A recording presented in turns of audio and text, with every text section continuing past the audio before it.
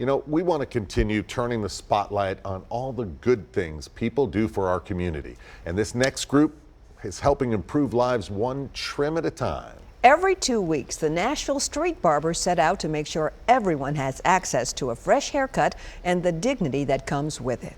Here's News Channel 5's Jason Lamb and photojournalist Jordan Powell. Pompadour. Yeah, nice. After years behind the shears, Abishai Collingsworth You been doing all right? is right where he wants to be. With the tools of his trade and a location he wouldn't trade for anything. We are the Nashville Street Barbers. We've been doing this for roughly 4 years.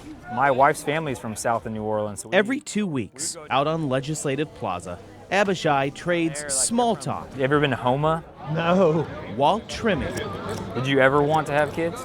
as he and the rest of the Nashville Street Barbers work to cut out a word that he says all too often lingers around this town. We wanted to kind of kill that term, just, grouping a bunch of people in the same group and just labeling them houseless or homeless.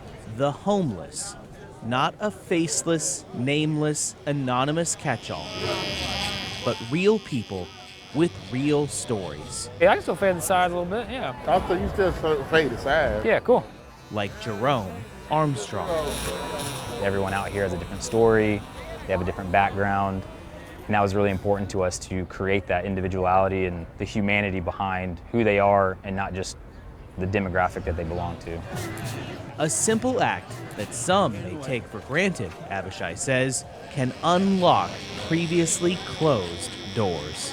A haircut is a really powerful thing because it not only makes someone feel more empowered and feel better about themselves and look at themselves a little differently, it also helps other people look at them differently too, because I think that's a stigma as well, of like, oh, you don't look homeless.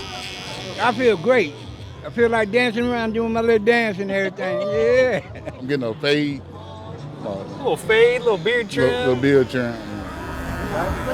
Abishai's message, we really aren't that different. Where do you think Tupac is? Right now? Yeah. Oh, he's somewhere around right now. And for this work, they'll accept not a dime. It's the barbers, Abishai says, who owe their customers. I've thought about this a lot because I think the first few times I came out here, I thought that I had something to give to somebody else. I'm like, I'm gonna go down there, I'm gonna help somebody who's in need.